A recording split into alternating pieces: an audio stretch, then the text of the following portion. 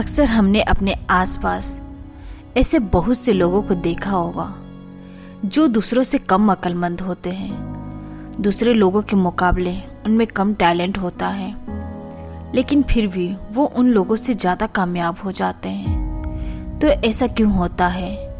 क्या उनकी किस्मत अच्छी थी या फिर ऊपर वाले ने उनका साथ दिया? इस चीज़ के पीछे क्या कारण हो सकता है, जरा सोचिए। इसके पीछे सबसे मुख्य कारण आलस्य होता है। जी हाँ, कामयाब होने के लिए सिर्फ हुनर नहीं चाहिए, उस काम को करने के लिए जोश और हिम्मत चाहिए। अगर आप में जोश और हिम्मत की जगह आलस्य है तो आप में कितना भी हुनर क्यों ना हो, वो हुनर किसी काम का नहीं रह जाता। जैसे दीमक एक पेड़ को अंदर से खोखला कर देता है। बाहर से तो पेड़ वैसा का वैसा ही दिखता है, लेकिन अंदर से वो पेड़ खोखला हो चुका होता है। उसी तरह आलस्य आदमी को अंदर से खोखला बना देता है। उसका जोश, उसकी फुर्ती अंदर से मर चुकी होती है। चाहे बाहर से वो आदमी स्वस्थ नजर आए, लेकिन अंदर से आलस्य ने दिमाग की तरह उस आदमी के शरीर को अंदर से खोखला कर दिया होता है। आज की जो कहानी मैं आपको सुनाने वाली हूँ, उसमें आपको आलस्य के कुछ मुख्य कारण पता चलेंगे और साथ ही साथ आपको आलस्य को हटाने के लिए कुछ योग्य उपाय बताए जाएंगे। तो चलिए कहानी शुरू करते हैं। एक बार की बात है, एक आलसी आदमी बुद्ध के पास आकर कहता है कि हे बुद्ध, मैं अपने आप से बहुत परेशान हूँ। मैं बहुत ही आलसी आदमी हूँ, इसलिए सब लोग मुझे ताने देते रहते हैं। क्या आपके पास कोई ऐसा मार्ग है जिससे मेरा आलस्य दूर हो सके? ये सुनकर बुद्ध ने कहा कि तुम्हें कैसे पता कि तुम आलसी आदमी हो? इस बात का उत्तर देते हुए वो आदमी बोला, हे बुद्ध, सब लोग मुझसे कहते रहते हैं कि तू बहुत आलसी आदमी है। तुझसे कोई काम ठीक से नहीं होता। तू हर काम को टालता रहता है और भी ना जाने क्या क्या बातें कहते रहते हैं। यहाँ तक कि मेरे परिवार के लोग भी मुझे आलसी आदमी कहते हैं। यह सुनकर बुद्ध उस आदमी से पूछते हैं कि तुम्हारे पास आलसी होने का कोई प्रमाण है? क्या तुम यह सिद्ध कर सकते हो कि तुम एक आलसी आदमी हो? यह सुनकर वो आदमी कहता है कि हे बुद्ध, मैं कभी सुबह जल्दी नहीं उठ पाता और हर काम को टालता रहता हूँ। मुझे लगता है कि आलसी होने के लिए ये प्रमाण काफी होगा।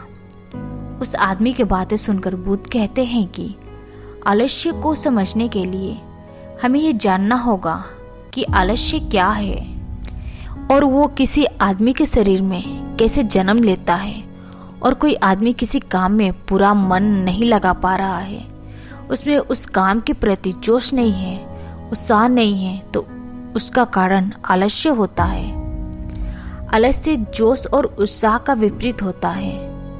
इसे समझने के लिए हमें ये जानना अति आवश्यक है कि आलस्य आदमी के शरीर में दो स्तर में जन्म लेता है, शारीरिक स्तर और मानसिक स्तर। यह कहते हुए बुद्ध ने उसे समझाना शुरू किया कि सबसे पहले शारीरिक स्तर पर आलस्य को समझते हैं। इसके बाद बुद्ध ने अपने धम्म की तरफ इशारा करते हुए कहा कि तुम जरा गौर से इन वृक्षों को चलना, उठना, बैठना और लेटना देखो।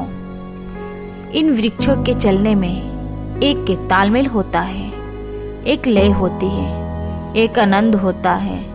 और जब ये बैठने का मुद्रा में होते हैं तो इनकी रीढ़ की हड्डी सीधी होती है और गर्दन थोड़ी सी उठी हुई होती है। और वहीं पर जब ये लेटते हैं तो इनका पूरा शरीर एकदम शांत और स्थिर होता है। और वही जब एक आलसी आदमी चलता है तो वह एकदम झुका हुआ, थका थका और बिना आनंद के चल रहा होता है। याद रखो, 70% आलस्य हमारे उठने, बैठने, चलने और लेटने से तय होता है। अगर हम अपनी इन अवस्थाओं को समझ लेते हैं और होश पूर्वक चलने, उठने, बैठने और लेटने का प्रयास करते हैं तो हमारा 70% आलस्य दूर हो जाता है। शारीरिक स्तर पर आलस्य का दूसरा मुख्य कारण होता है सही नींद ना लेना। अक्सर हमें पता ही नहीं होता कि हमें कितनी देर सोना है। याद रखो, एक मानव शरीर को सीमित समय की नींद लेनी चाहिए। अगर वो सीमित समय से ज़्यादा नींद लेता है तो भी वो आलस्य का शिकार होगा। अगर वो सीमित समय से कम नींद लेता है तो आलस्य का शिकार होता ही है। यह सुनकर वो आदमी बोला कि हे बुद्ध, मानव शरीर को कितनी नींद लेनी चाहिए? इसका उत्तर देते हुए बुद्ध ने कहा कि एक मानव शरीर को 6 से 8 घंटे की नींद लेनी चाहिए। अगर आपका शरीर ज़्यादा थका हुआ नहीं है तो 6 घंटे की नींद, और अगर ज़्यादा थका हुआ है तो 8 घंटे की नींद। इसी के साथ ये भी ख्याल में रखना चाहिए कि सोने के लिए रात का समय निर्धारित किया गया है। कुछ लोग दिन में ही सो जाते हैं, जिसकी वजह से धीरे धीरे आलस्य उनके अंग में समाने लगता है। शारीरिक स्तर पर आलस्य का तीसरा मुख्य कारण है सुबह जल्दी ना उठ पाना। पूरी प्रकृति, यहाँ तक कि पेड़ पौधे और पंछी भी सुबह सूर्य उदय होने से पहले ही जाग जाते हैं। ये हम पंछियों को देखकर भी समझ सकते हैं कि प्रकृति मनुष्य के जगाने का कौन सा समय निर्धारित कर रखा है। अगर हम सुबह जल्दी उठते हैं, सूर्योदय होने से पहले उठते हैं, तो हमारे शरीर में एक फुर्ती होगी, एक ताजगी होगी और हम हर काम में अपना मन लगा पाएंगे। ये सुनकर वो आलसी आदमी बोला कि हे बुद्ध, लेकिन मेरा काम ऐसा है जो मैं रात में कर पाता हूँ। इसी वजह से मैं रात में सही समय पर नहीं सो पाता और सुबह जल्दी नहीं उठ पाता। तो जिन लोगों का काम रात में होता है वो सुबह जल्दी कैसे उठ पाएंगे?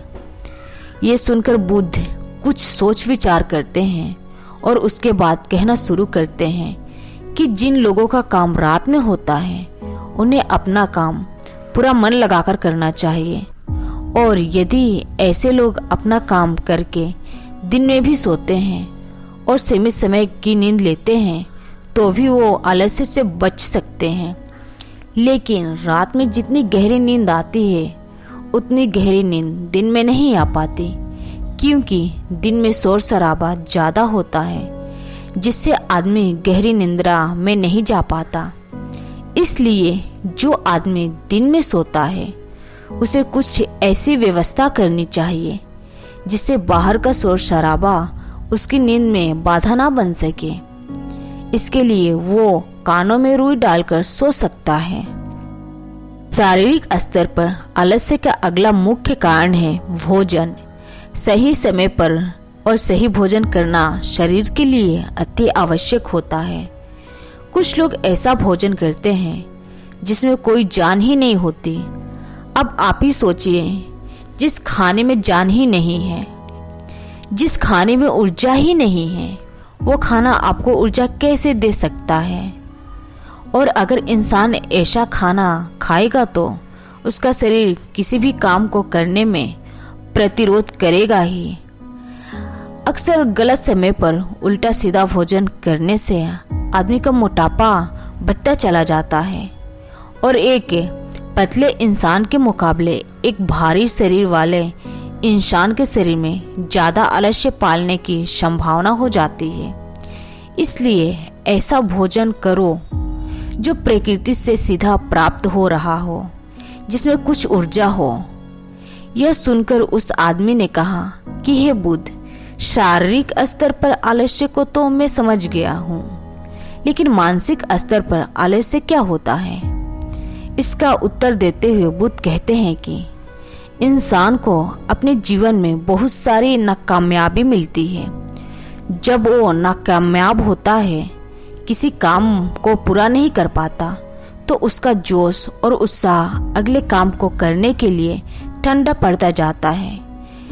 जब भी वो किसी नए काम को शुरू करता है तो उसका पिछला काम उसके मन को प्रभावित करता रहता है, इसलिए वो नए काम को पूरे जोश और उत्साह के साथ नहीं कर पाता और यही आलस्य का कारण बन जाता है, जिसकी वजह से वो नया काम भी पूरा नहीं हो पाता क्योंकि उसमें उसका पूरा मन और पूरा जोश नहीं लगा होता है। इसके लिए हमें ये समझना ज़रूरी होता है कि जो पिछला काम हमारा पूरा नहीं हो पाया उससे भी हमें बहुत कुछ सीखने को मिला, उससे हमें एक अनुभव मिला जो हम अपने नए काम में लगा सकते हैं। तो पिछले काम के प्रति नकारात्मक नज़रिया रखने के बजाय सकारात्मक नज़रिया रखेंगे तो आलस्य हमारे मन में नहीं आएगा। मानसिक स्तर पर आलस्य का दूसरा मुख्य कारण होता है लक्ष्य का स्पष्ट न होना। यह कहकर बुद्ध उस आलसी आदमी से सवाल करते हैं कि मान लो यदि तुम किसी जंगल में फंस गए हो और तुम्हारे पास खाने पीने के लिए कुछ भी नहीं है तो तुम क्या करोगे। वो आदमी कहता है कि हे बुद्ध, मैं जिंदा रहने के लिए उस जंगल में खाने पीने का सामान ढूंढूंगा। यह सुनकर बुद्ध कहते हैं यदि तुम्हें फिर भी खाने पीने का सामान नहीं मिलता तो। इसका जवाब देते हुए वो आदमी कहता है कि हे बुद्ध, तो मैं किसी भी तरह किसी भी कीमत पर उस जंगल से बाहर निकलने का पूरा प्रयास करूंगा। यह सुनकर बुद्ध कहते हैं कि क्योंकि वहां पर तुम्हारे लक्ष्य स्पष्ट है इसीलिए तुम्हारे शरीर में कोई आलस्य नहीं आएगा। उस समय तुम्हें पता होता है कि तुम्हारे शरीर के लिए अभी सबसे ज़्यादा जरूरी खाना पीना ढूंढना है। अगर तुम नहीं ढूंढोगे तो तुम मर जाओगे और जब तुम्हारा लक्ष्य स्पष्ट होता है तो आलस्य तुम्हारे मन में आ ही नहीं सकता। लेकिन हमारे दैनिक जीवन में हमारा लक्ष्य स्पष्ट नहीं होता है, जिसकी वजह से हमारे मन की ऊर्जा इधर उधर बिखरती रहती है। अगर हमारा लक्ष्य स्पष्ट होगा तो कोई भी आलस्य, कोई भी ताकत हमें हमारा लक्ष्य पूरा करने से नहीं रोक सकती। और इसी तरह कोई काम को करने के लिए हमारे पास जब कोई ठोस वजह नहीं होती तो ही हम उस काम को टालते रहते हैं। उस काम को करने का हमारा मन ही नहीं करता क्योंकि हमारे मन में यह बात समाई होती है कि इस काम को करके हमारा कोई फ़ायदा तो होगा नहीं। इसलिए किसी काम को करने के लिए उसकी ठोस वजह जानना बहुत ज़रूरी होता है। बहुत सारे लोग व्यायाम करने की अहमियत नहीं समझते हैं क्योंकि वो इसकी वजह नहीं देख पा रहे हैं। वो सोचते हैं कि व्यायाम करने से क्या फ़ायदा। लेकिन जो आदमी दूरदर्शिता रखता है, जो ये देख पाता है कि अगर मैं आज व्यायाम नहीं करूँगा तो भविष्य में मेरा शरीर कितने रोगों से ग्रसित हो सकता है, तो ऐसे आदमी के पास स्पष्ट लक्ष्य भी होता है और ठोस वजह भी होती है और इसलिए वो लोग व्यायाम भी करते रहते हैं। मानसिक स्तर पर आलस्य का अगला मुख्य कारण होता है आलसी लोगों का साथ। अक्सर कुछ लोग आलसी नहीं होते लेकिन उनके आसपास के लोग आलसी होते हैं। अगर आपकी संगति में आलसी लोग भरे हुए हैं तो आप भी उन्हीं की तरह हो जाओगे। आपका भी मन काम करने से भागने लगेगा। आलस्य एक छुआछूत की बीमारी की तरह होता है। जितने ज़्यादा आलसी लोगों से आप घेरे हुए हैं आपका मन उतना ही आलस्य को पकड़ लेगा। मानसिक स्तर पर आलस्य का अगला मुख्य कारण है किसी भी काम को टालते रहना। कुछ लोगों की आदत होती है काम को टालते रहना। आज का काम कल पर, कल का काम परसों पर। हमें ये महसूस ही नहीं होता कि धीरे धीरे यही हमारी आदत बन जाती है और ये काम को टालने की आदत धीरे धीरे आपको आलसी बना देती है। इसीलिए किसी भी काम को कल पर मत टालो। और सबसे आखिर में बुद्ध ने कहा कि किसी भी काम को करने के लिए आपके पास उम्मीद होनी चाहिए, उत्साह और जोश होनी चाहिए। हर काम को नया काम समझकर करना चाहिए। इसके बाद बुद्ध ने उस आलसी आदमी से कहा, याद रखना, अगर तुम्हारे पास कोई स्पष्ट लक्ष्य है और उसे करने के लिए तुम्हारे पास कोई ठोस वजह भी है, तो दुनिया की कोई भी ताकत तुम्हें वो काम करने से नहीं रोक सकती। दोस्तों, जीवन में अगर कुछ हासिल करना है तो हमारे पास सिर्फ आज का ही समय है। ये मत सोचो कि कल आएगा, ये सोचो कि हमें जीने के लिए सिर्फ ये 24 घंटे मिले हैं। इन 24 घंटों में मरने से पहले मैं क्या कर सकता हूँ, यह समझ लीजिए कि एक एक सेकंड मिलकर 1 मिनट बनता है, और एक एक मिनट मिलकर 1 घंटा बनता है, और 1 घंटे दर घंटे एक पूरा दिन बनता है। तो हमारे लिए सबसे ज़्यादा ज़रूरी वो सेकंड है जिनसे पूरा दिन बना हुआ है। इसीलिए अपने किसी भी सेकंड को बर्बाद मत करो, क्योंकि एक बार जो घड़ी बीत गई वो वापस लौटकर कभी नहीं आती। दोस्तों, कैसी लगी ये कहानी कमेंट करके ज़रूर बताइएगा। अगर वीडियो पसंद आई हो तो वीडियो को लाइक, शेयर और चैनल को सब्सक्राइब करें। धन्यवाद।